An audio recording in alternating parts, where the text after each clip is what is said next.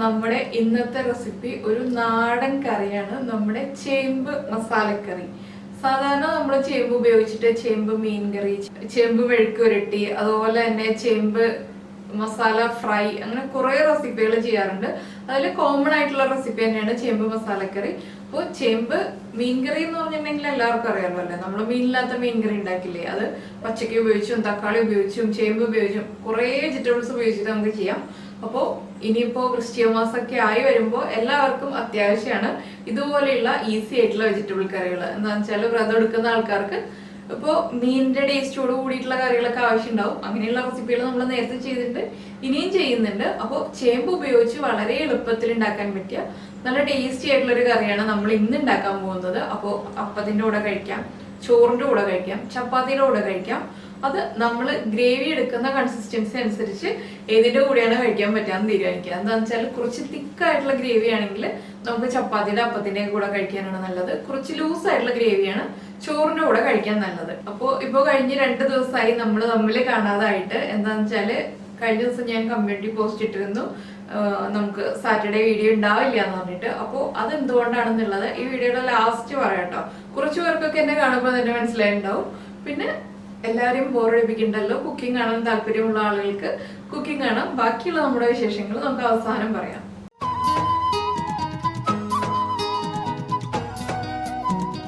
അപ്പോൾ നമ്മുടെ ചേമ്പ് മസാലക്കറി ഉണ്ടാക്കാനായിട്ട് ഞാനിപ്പോൾ 1/4 കിലോ ചേമ്പ് തൊലിയൊക്കെ കളഞ്ഞ് ഈ ഒരു വലിപ്പത്തിലുള്ള കഷ്ണങ്ങളായിട്ട് കട്ട് ചെയ്തെടുത്തിട്ടുണ്ട്. നമ്മൾ ഉരുളക്കിഴങ്ങ് മെഴുക്കുരുട്ടിക്ക് കട്ട് ചെയ്യുന്നതിനേക്കാൾ കുറച്ചുകൂടി വലിപ്പമുള്ള പീസുകളായിട്ടാണ് കട്ട് ചെയ്തിട്ടുള്ളത്. അപ്പോൾ ഇത് കുക്കറിൽ വേവിക്കണം എന്നുണ്ടെങ്കിൽ കുക്കറിൽ വേവിക്കുക. ഞാനിപ്പോൾ ചട്ടിയിലാണ് കുക്ക് ചെയ്യാൻ വയ്ക്കുന്നത്. കുക്കറിലാണെങ്കിൽ 2 വിസിൽ വരുന്നത് വരെ കുക്ക് ചെയ്യാം കേട്ടോ. അപ്പോൾ നമുക്ക് ഇതിലേക്ക് കുറച്ച് സാധനങ്ങളൊക്കെ ചേർത്തിട്ട് വേണം കുക്ക് ചെയ്യാൻ വയ്ക്കാനായിട്ട്.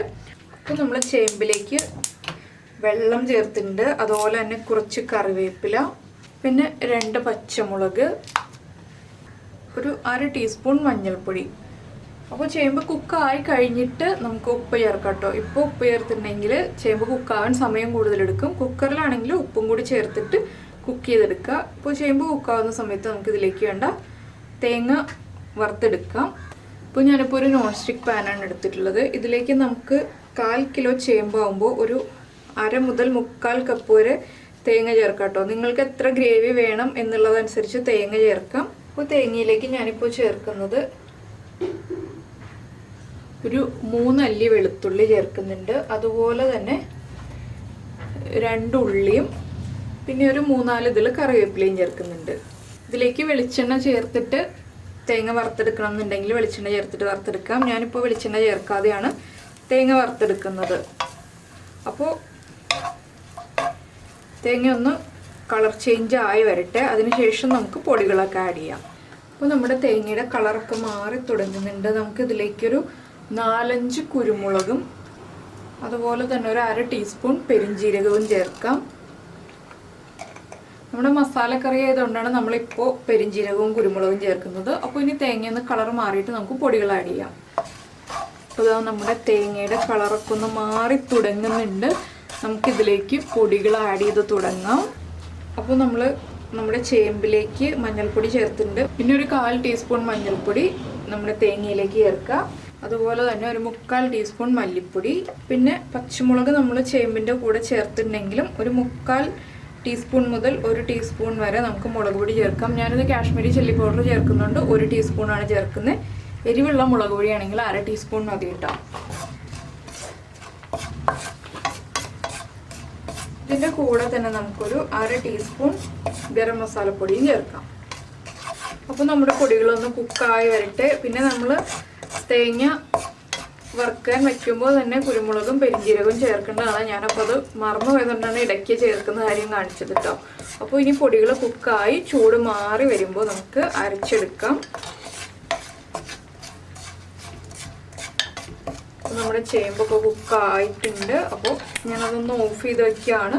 നമ്മുടെ തേങ്ങ അരച്ചു കഴിഞ്ഞിട്ട് നമുക്ക് അരപ്പ് ചേർക്കാം. അത്രയും സമയം അതവിടെ ഇരിക്കട്ടെ. അപ്പോൾ നമ്മുടെ തേങ്ങ ചൂടൊക്കെ മാറി നമ്മൾ അരച്ചെടുത്തിട്ടുണ്ട്. ഇനിയിപ്പോൾ ഞാൻ ഈ ചേമ്പിലേക്ക് ഇത് ചേർക്കാൻ പോവാണ്. അപ്പോൾ ചേമ്പ് ഉടച്ച് കൊടുത്തിട്ട് അരപ്പ് ചേർക്കണം എന്നുണ്ടെങ്കിൽ അങ്ങനെ ചേർക്കാം കേട്ടോ. അപ്പോൾ നമുക്ക് കുറച്ച് തിക്നെസ് ഉള്ള ഗ്രേവി ആയിട്ടാണ് വേണ്ടതെന്നുണ്ടെങ്കിൽ ചേമ്പൊന്ന് ഉടച്ചു കൊടുക്കാം. പിന്നെ നന്നായിട്ട് വേവുന്ന ചേമ്പാണെങ്കിൽ നമ്മൾ ഇളക്കുമ്പോൾ തന്നെ ഉടഞ്ഞു വന്നോളും. അതുകൊണ്ടാണ് ഞാൻ ഉടച്ചു കൊടുക്കാതിരിക്കുന്നത്. പിന്നെ കുറച്ച് വെള്ളം ഈ മിക്സിയുടെ ജാറിലേക്ക് ഒഴിച്ചിട്ട് അതും കൂടി ഒന്ന് ചേർത്ത് കൊടുക്കുന്നുണ്ട്. അത് നമുക്ക് എത്ര ഗ്രേവി വേണം എന്നുള്ളതനുസരിച്ച് ചേർക്കാം കേട്ടോ. അപ്പോൾ നമുക്ക് അരപ്പും ചേമ്പും എല്ലാം ചേർത്തൊന്ന് ഇളക്കി മിക്സ് ചെയ്യാം. അരപ്പ് ഒന്ന് കുറുകി വരും കേട്ടോ. അതനുസരിച്ചിട്ട് നമ്മൾ വെള്ളം ചേർക്കുക.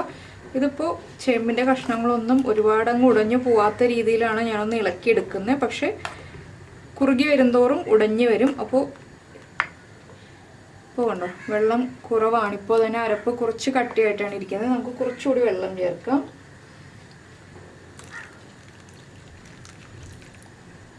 അതാണെന്ന് വെച്ചാൽ ഈ അരപ്പിൽ കിടന്നിട്ട് നമ്മുടെ ചേമ്പൊന്ന് നന്നായിട്ട് തിളയ്ക്കണം. ഒരു 3-4 മിനിറ്റ് ഒന്ന് തിളച്ചിട്ടുണ്ടെങ്കിൽ ചേമ്പിലേക്ക് ആ മസാലകളുടെ ടേസ്റ്റും എല്ലാം കറക്റ്റായിട്ട് പിടിച്ചു വരുള്ളൂ. അതുകൊണ്ടാണ് നമ്മൾ കുറച്ച് വെള്ളം കൂടുതലായിട്ട് ഒഴിക്കുന്നത്. പിന്നെ ചപ്പാത്തിയുടെ കറിയായിട്ടാണെങ്കിൽ കുറച്ച് ലൂസായിട്ടുള്ള ഗ്രേവി ആയിരിക്കും നല്ലത്. നമ്മളിപ്പോൾ ചോറിന് കറിയായിട്ട് എടുക്കുമ്പോൾ കുറച്ച് കുറുകിയിരിക്കുന്ന രീതിയിലായിരിക്കും ടേസ്റ്റ് ഉണ്ടാവുക. അപ്പോൾ അതൊന്ന് നന്നായിട്ട് തിളയ്ക്കട്ടെ. അപ്പോൾ ഇതാ നമ്മുടെ കറി തിളച്ച് തുടങ്ങുന്നുണ്ട്. ബബിൾസൊക്കെ വന്ന് തുടങ്ങുന്നുണ്ട്. അപ്പോൾ നന്നായിട്ട് തിളച്ച് കഴിയുമ്പോൾ ലോ ഫ്ലെയിമിലേക്ക് ആക്കിയിട്ട് ഒരു 5 മിനിറ്റ് വെക്കാം കേട്ടോ. 5 മിനിറ്റ് വെക്കാന്ന് പറഞ്ഞിട്ടുണ്ടെങ്കിൽ നമ്മൾ ചോറിന് കറിയായിട്ട് എടുക്കുന്ന പാകത്തിനാണ് ഞാൻ 5 മിനിറ്റ് എന്ന് പറഞ്ഞത്. അപ്പോൾ ലോ ഫ്ലെയിമിലിരുന്ന് ഒന്ന് കുറുകി വരും.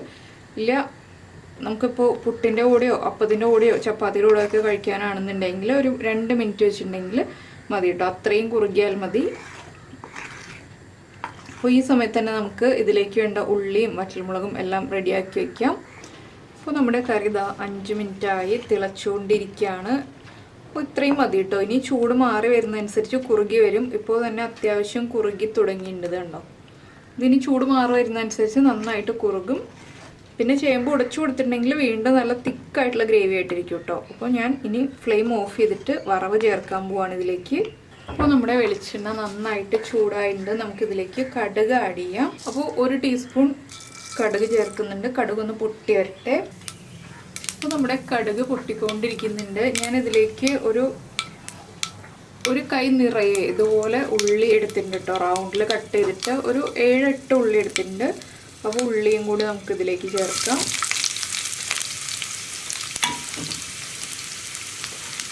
ഈ ഉള്ളി ഒന്ന് കളർ ചേഞ്ച് ആയി വരുന്നത് വരെ നമ്മളൊന്ന് ഇളക്കി കൊടുക്കുക. അപ്പോൾ നമ്മുടെ ഉള്ളിയുടെ കളറൊക്കെ ഒന്ന് മാറി തുടങ്ങുന്നുണ്ട്. നമുക്കിതിലേക്ക് വറ്റൽമുളക് ചേർക്കാം. ഞാനിപ്പോൾ ഒരു 4 വറ്റൽമുളക് എടുത്തിട്ടുണ്ട്. അതുപോലെ തന്നെ 2-3 തണ്ട് കറിവേപ്പിലയും ചേർക്കാം.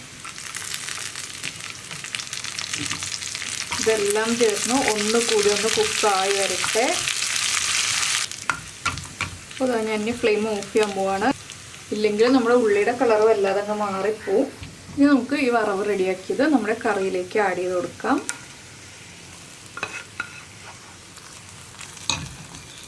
ഇതെല്ലാം ചേർത്ത് ഇളക്കി മിക്സ് ചെയ്തിട്ട് ഒരു അരമണിക്കൂർ കഴിയുമ്പോൾ നമുക്ക് യൂസ് ചെയ്യാം. എന്താണെന്ന് വെച്ചാൽ ചൂടോടുകൂടി തന്നെ നമ്മൾ കഴിച്ചിട്ടുണ്ടെങ്കിൽ ആ ചേമ്പിന് മസാലയുടെ ടേസ്റ്റ് ഒന്നും അറിയാൻ പറ്റില്ല. ചൂടൊന്ന് മാറി വന്നിട്ട് കഴിച്ചാലേ മസാലയുടെ ടേസ്റ്റൊക്കെ അറിയുള്ളൂ. ഒരു അരമണിക്കൂർ കഴിഞ്ഞിട്ട് ചോറിൻ്റെ കൂടെയോ അപ്പത്തിൻ്റെ കൂടെയോ പുട്ടിൻ്റെ കൂടെയോ ഒക്കെ ചേർത്ത് കഴിക്കാവുന്നതേ ഉള്ളൂ. അപ്പോൾ ചൂടൊന്ന് കുറയട്ടെ. അപ്പോൾ നമ്മുടെ ചേമ്പ് മസാലക്കറി ചൂടൊക്കെ ഒന്ന് കുറഞ്ഞു വന്നിട്ടുണ്ട്. കംപ്ലീറ്റ് ചൂട് മാറിയിട്ടില്ല. അപ്പോൾ കണ്ടോ നമ്മൾ ഫ്ലെയിം ഓഫ് ചെയ്തതിനേക്കാൾ കുറച്ചുകൂടി ഒന്ന് തിക്കായി.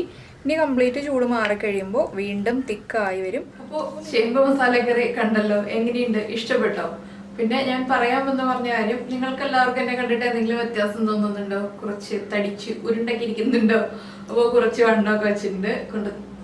വണ്ണം വെച്ചത് എന്താണെന്ന് വെച്ചിട്ടുണ്ടെങ്കിൽ കഴിഞ്ഞ ദിവസമൊക്കെ പലർക്കും അറിയാവുന്നതാണ്. നമുക്ക് സ്ഥിരമായിട്ട് വാട്സാപ്പ് ചെയ്യുന്ന എല്ലാവർക്കും അറിയാം. തലവേദനയുടെ പ്രശ്നങ്ങളൊക്കെ പറഞ്ഞ് ഞാൻ പറഞ്ഞിരുന്നു. കുറച്ച് ദിവസം വീഡിയോ നമ്മൾ 1-2 ദിവസങ്ങളിലൊക്കെ ഇട്ടിരുന്നു. അപ്പോൾ കഴിഞ്ഞ ദിവസം തലവേദന കൂടിയിട്ട് പുതിയൊരു ഇഞ്ചക്ഷൻ ട്രൈ ചെയ്തു. അത് അലർജി ആയിട്ട് ആ അലർജി മാറ്റാൻ വേണ്ടി സ്റ്റിറോയിഡ് എടുക്കേണ്ടി വന്നു. അപ്പോൾ അതിന്റെ ഭാഗമായിട്ട് കുറച്ച് തടിയൊക്കെ കൂടിയതാണ്. ഇത് പതുക്കെ കുറഞ്ഞോളും, പെട്ടെന്ന് തന്നെ കുറയില്ല. അപ്പോൾ കുറച്ച് ദിവസങ്ങൾ നിങ്ങൾ ഇനി എന്നെ കാണുന്നത് ഇതുപോലെ കുറച്ച് തടിയൊക്കെ ഉള്ള രീതിയിലാണ്. എനിക്ക് ഒട്ടും ഇഷ്ടമില്ലാത്ത രീതിയാണിത്. എന്താണെന്ന് വെച്ചാൽ പിന്നെ മരുന്നിന്റെ സൈഡ് എഫക്റ്റ് ആകുമ്പോൾ നമുക്കൊന്നും ചെയ്യാൻ പറ്റില്ല. അതങ്ങനെ ഓട്ടോമാറ്റിക്കലി വന്നു പോകും. അപ്പോൾ തലവേദനയുടെ കാരണം എൻ്റെ അടുത്ത് പലരും വാട്സാപ്പ് ചെയ്യുന്നുണ്ട്, അമ്പലങ്ങളിൽ പോയി പ്രാർത്ഥിക്കൂ, വഴിപാടുകൾ ചെയ്യൂ. അപ്പോൾ സിന്ധു കഴിഞ്ഞ ദിവസം വാട്സാപ്പ് ചെയ്തിട്ടുണ്ടായിരുന്നു. സിന്ധുവിന്റെ വീട് കൊല്ലത്താണ്. സിന്ധു അപ്പോൾ ഓച്ചിറ അമ്പലത്തിൽ പോയിട്ട് പ്രാർത്ഥിക്കൂ എന്നൊക്കെ പറഞ്ഞിരുന്നു. അപ്പൊ എന്റെ തലവേദനയുടെ കാരണം കഴിഞ്ഞ കഴിഞ്ഞ മാസം ഞാൻ ഹോസ്പിറ്റലിൽ അഡ്മിറ്റ് ആയിരുന്നു. അതും നിങ്ങൾ കുറച്ച് പേരെ അറിഞ്ഞിട്ടുള്ളൂ. എന്താണെന്ന് വെച്ചാൽ നമ്മൾ വീഡിയോ ഇടാതിരുന്ന ദിവസങ്ങളൊക്കെ ഉണ്ടായിരുന്നതുകൊണ്ട് 2 ദിവസം ഹോസ്പിറ്റലിൽ അഡ്മിറ്റ് ആയപ്പോൾ ആരും അറിഞ്ഞിരുന്നില്ല. അപ്പോൾ അന്ന് സ്കാൻ ചെയ്തൊക്കെ വന്നപ്പോഴാണ് മനസ്സിലായത് ബ്രെയിനിൽ ഒരു നെർവിൽ കുറച്ച് നീരൊക്കെ ഉള്ളതുകൊണ്ടാണ് ഈ തലവേദന ഇങ്ങനെ മാറാതെ കണ്ടിന്യൂസ് ആയിട്ട് നിൽക്കുന്നത്. അപ്പോൾ അതിന് ന്യൂറോ മെഡിസിൻസ് ആണ് കഴിക്കുന്നത്. അപ്പോൾ 6 months കണ്ടിന്യൂ ചെയ്ത് കഴിച്ചാലേ കംപ്ലീറ്റ് ആയിട്ട് തലവേദന മാറൂ എന്നാണ് പറഞ്ഞിരിക്കുന്നത്. അപ്പോൾ ആ മെഡിസിൻസ് സ്റ്റാർട്ട് ചെയ്തിട്ടുണ്ട്. ഇപ്പോൾ ഒരു 3 ആഴ്ച ആയിട്ടുള്ളൂ. അതിൻ്റെയും ഭാഗമായിട്ടും കുറച്ച് തടിയൊക്കെ വയ്ക്കും. ആ മെഡിസിനും കുറച്ച് തടിയൊക്കെ വയ്പ്പിക്കുന്ന ഒരു മെഡിസിനാണ്. പിന്നെ നമുക്ക് പതുക്കെ ഫുഡൊക്കെ കൺട്രോൾ ചെയ്ത് തടിയൊക്കെ കുറയ്ക്കാം. അപ്പോൾ തലവേദനയുടെ കാരണം കണ്ടുപിടിച്ചു. ഇതാണ് മെയിൻ ആയിട്ടുള്ള പ്രശ്നം. അപ്പോൾ എല്ലാ വിശേഷങ്ങളും എല്ലാ ദിവസങ്ങളിലും അന്വേഷിക്കുന്ന എല്ലാവർക്കും ഒരുപാട് താങ്ക്സ് കിട്ടും. എന്നാൽ ഒരു ദിവസം കണ്ടില്ല എന്നുണ്ടെങ്കിൽ എന്നെ കുറിച്ച് അന്വേഷിക്കാൻ ഇത്രയും ആൾക്കാരുണ്ട്. പിന്നെ എനിക്ക് എടുത്തു പറയാനുള്ള ഒരാളുടെ കാര്യം എന്താ വെച്ചാൽ എനിക്ക് എന്നും വാട്സാപ്പ് ചെയ്യുന്ന ഞാൻ ഇതുവരെ കണ്ടിട്ടില്ല. എന്താ വെച്ചാൽ വാട്സാപ്പിൽ എന്താ പറയാ വാട്സാപ്പിൽ ഇമേജ് ഒന്നുമില്ല. സെൽവിൻ എന്നാണ് പേര്. സെൽവിന്റെ വീട് പത്തനംതിട്ടയാണ്. സെൽവിൻ വർക്ക് ചെയ്യുന്ന വിദേശത്താണ്. ഇത്രയും ഡീറ്റെയിൽസ് എനിക്കറിയുള്ളൂ. പക്ഷെ എന്നും നമ്മൾ ചെയ്യുന്ന റെസിപ്പികളെ കുറിച്ചും നമ്മുടെ പുതിയ ചാനലിലെ വീഡിയോകളെ കുറിച്ചും എന്നും എനിക്ക് രാത്രി വാട്സാപ്പ് വരും. ഞാൻ കൃത്യമായിട്ട് റിപ്ലൈ കൊടുക്കും. തീരെ വയ്യാത്ത ദിവസങ്ങളിലോ അല്ലെങ്കിൽ തിരക്കുകൾ കൂടുതലുള്ള ദിവസങ്ങളിലോ മാത്രമേ റിപ്ലൈ കൊടുക്കാതെയുള്ളൂ. അപ്പോൾ സെൽവിനെ ഇതുവരെ കണ്ടിട്ടില്ല. എന്തായാലും എല്ലാ ദിവസവും വിവരങ്ങൾ അന്വേഷിക്കുന്നതിന് അത്രയ്ക്കധികം സന്തോഷം. പിന്നെ നിങ്ങളെ എല്ലാവരെയും നിങ്ങൾ എനിക്ക് വാട്സാപ്പ് ചെയ്യുമ്പോൾ പരിചയം ഇല്ല, അപ്പോൾ ഒന്ന് പേരും കൂടി വെച്ചിട്ട് വാട്സാപ്പ് ചെയ്യൂ എന്ന് ഞാൻ പറയാറുണ്ട്. അല്ലെങ്കിൽ നിങ്ങളുടെ ആ ഒരു ഇമേജ് ഇട്ടിട്ട് പേരും കൂടി വെച്ച് സ്ഥലവും കൂടി വെക്കുകയാണെങ്കിൽ എനിക്ക് വേഗം തന്നെ മനസ്സിലാവും. അപ്പോൾ ഇതൊക്കെയാണ് നമ്മുടെ ഇപ്പോഴത്തെ വിശേഷങ്ങൾ. അതുകൊണ്ടാണ് എന്നെ കാണാതിരുന്നത് ഈ കഴിഞ്ഞ ദിവസം. ഇനിയിപ്പോ നാളെ നമ്മുടെ വീഡിയോ എന്ന് പറഞ്ഞിട്ടുണ്ടെങ്കിൽ വ്ളോഗാണ് പുതിയ ചാനലിൽ. അപ്പോൾ പുതിയ ചാനൽ സബ്സ്ക്രൈബ് ചെയ്തില്ല എന്നുണ്ടെങ്കിൽ എല്ലാവരും ഒന്ന് സബ്സ്ക്രൈബ് ചെയ്യുക. സബ്സ്ക്രൈബ് ചെയ്ത് സപ്പോർട്ട് ചെയ്യുക. അതുപോലെ തന്നെ ആ ബെല്ലൈക്കണും ക്ലിക്ക് ചെയ്യുക. പിന്നെ ബെല്ലൈക്കൺ ക്ലിക്ക് ചെയ്യുമ്പോൾ ഓൾ എന്ന് പറഞ്ഞിട്ടൊരു ഓപ്ഷൻ വരും. ആ ഓൾ എന്ന് പറഞ്ഞിട്ടുള്ള ഓപ്ഷനും കൂടി ക്ലിക്ക് ചെയ്താലേ നമ്മൾ എല്ലാ വ്ളോഗും അപ്ലോഡ് ചെയ്യുമ്പോൾ നിങ്ങൾക്ക് നോട്ടിഫിക്കേഷൻ വരുള്ളൂ. അപ്പോൾ നമ്മുടെ പുതിയ ചാനലിന്റെ പേര് അറിയാത്ത ആളുകൾക്ക് വേണ്ടി ഞാൻ പറയാം. നീതാസ് വ്ളോഗ്സ് എന്നാണ് നമ്മുടെ ചാനലിന്റെ പേര്. അപ്പോൾ നിങ്ങൾക്ക് ഇൻട്രസ്റ്റിംഗ് ആയിട്ടുള്ള പല കാര്യങ്ങളും നമ്മളതിൽ ഉൾപ്പെടുത്തുന്നുണ്ട്. അപ്പോൾ ഇന്നത്തെ വിശേഷം ഇത്രയൊക്കെ ഉള്ളൂ. എല്ലാവരും ചേമ്പ് മസാലക്കറിയൊക്കെ ഉണ്ടാക്കി കഴിഞ്ഞ് ഇഷ്ടമായി കഴിഞ്ഞിട്ടുണ്ടെങ്കിൽ ഒന്ന് ഫോട്ടോ എടുത്ത് വെച്ചോളൂ. ഇഷ്ടമായിട്ടുണ്ടെങ്കിൽ എനിക്കൊന്ന് വാട്സാപ്പ് ചെയ്ത് തന്നോളൂ. അപ്പോൾ നമുക്ക് വീണ്ടും അടുത്ത ദിവസം വീണ്ടും കാണാം.